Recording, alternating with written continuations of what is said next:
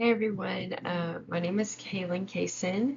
Today I will be presenting my PowerPoint along with my paper discussing one of the biggest healthcare policies in recent years, the Inflation Reduction Act of 2022, or we can just call it the IRA for short, which is what I'll probably be referring to it as throughout this presentation. So, even though most people think of it as an economic or climate law, the IRA actually made huge changes to healthcare, especially when it came to prescription drug costs and health insurance coverages. And throughout this whole video, I'll go over how this policy affected healthcare access, quality, and cost. I'll share a few real world examples and reflect on some of the ethical and manageable challenges that come along with it. And here I just kind of show the whole introduction to the IRA. It was signed into law at the beginning of August of 2022. Main goals: reduce inflation, improve access to affordable health care, and lower drug prices. And then there's just a quote regarding the IRA. Access improvements. We're going to go ahead and start with that. One of the biggest parts of the IRA was the extension of the Affordable Care Act subsides. According to the Kaiser Family Foundation, the IRA extends the enhanced ACA subsides through 2025, helping people with low and moderate incomes afford coverage. So through the subsides of 2025, it helped low and moderate income families, and then 44% reduction in average marketplace premiums of 2022. Basically, this means that millions of Americans who might have lost their insurance after the COVID relief had ended, they were actually able to stay covered. And on average, marketplace premiums dropped about 44%. And that's a huge deal for people that were actually trying to afford coverage or full coverage. Another big change was the 35-month cap on insulin cost for the Medicare patients. Before this, some people were paying over $100 per vial, and the Centers for Medicare and Medicaid Services reported that after the cap, average monthly out-of-pocket costs for insulin dropped by 50% or more for many beneficiaries. So people were able to access the insulin for obviously diabetic purposes. This is a major improvement in both affordability and access, but it's worth noting that not all gaps were closed. As KFF pointed out, the IRA doesn't directly help people who are uninsured in states that have it expanded Medicaid. So while it's a progress, it is not still a full solution for everybody that needs the help, but we're getting somewhere. Now we're going to talk about quality. So even though the IRA doesn't directly set quality standards, it influences them in powerful ways. When people can actually afford their medications, they're more likely to take them as prescribed. Studies show that people get a prescription, don't finish it, or they're not able to continue the medication due to the cost. Also, a study in JAMA Network Open found that cost-related medications non-adherence remains a major cost for preventable morbidity in older adults. Sorry. By lowering out-of-pocket costs, the IRL helps that problem, meaning fewer hospitalizations, better control of chronic diseases, and overall better outcomes. This way, the people are able to continue their medications with the low cost, and there's not any gaps in periodically between them taking it.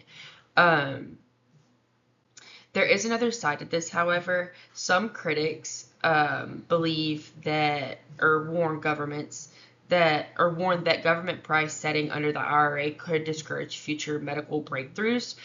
So while patients benefit now, there is an ethical tension between affordability today and intervention for tomorrow. So things could always change, things are always changing, but as of right now, you see kind of the path that we're on. That's something healthcare managers and policymakers really have to think about regarding all of it. Okay. Now we can move on to the cost. Reduction in budget impact, probably the area where IRA made the biggest splash of impact.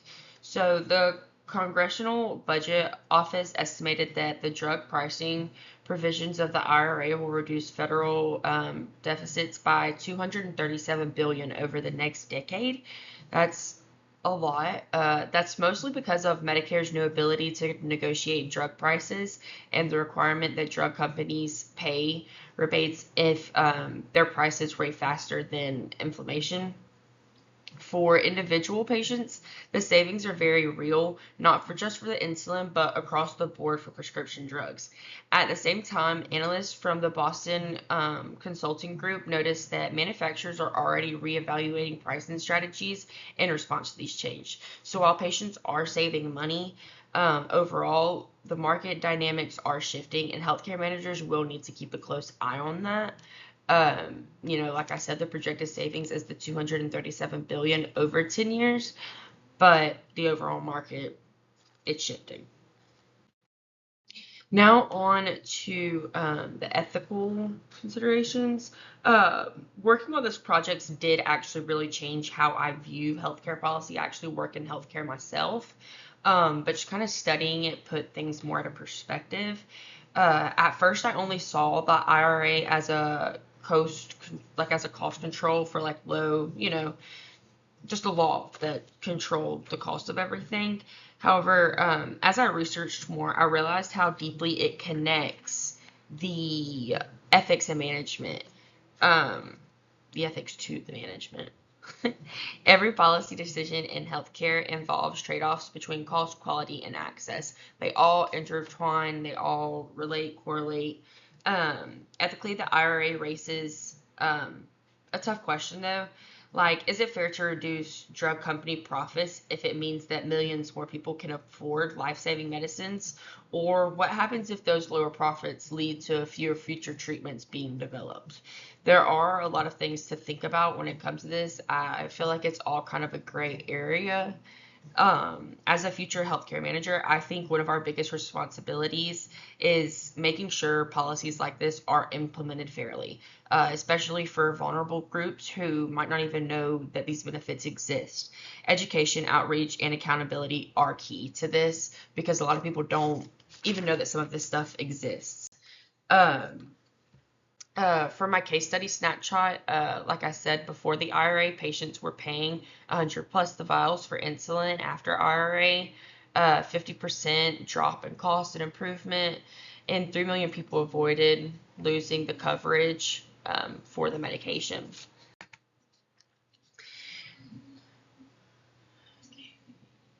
And then, sorry, I'm just going, I have a little guide for my slides. So, like I said, I kind of went already over that my personal reflection as a future healthcare manager. I do think that it is a big responsibility for policies to implement fair strategies between everyone. And how I initially viewed the IRA as just kind of an economic reform, but now I do see it as an ethical healthcare progress. Balancing immediate relief with long-term innovations. And, I hope to ensure these future policies and make sure that it is accessible to everybody within the community. And then wrapping it all up, in conclusion, the Inflammation Inflation Reduction Act represents a major step forward for affordable health care in the United States. And improved access through subsides, increasing medication adherence by lowering costs and reduced overall spending, all while sparking important ethical discussions about fairness and innovation. It's not perfect, but it is progress. And to me, it shows the healthcare policy isn't just about numbers, it's about people, equity, and the kind of system we want to build for the future. Again, thank you for watching my presentation of the whole conclusion.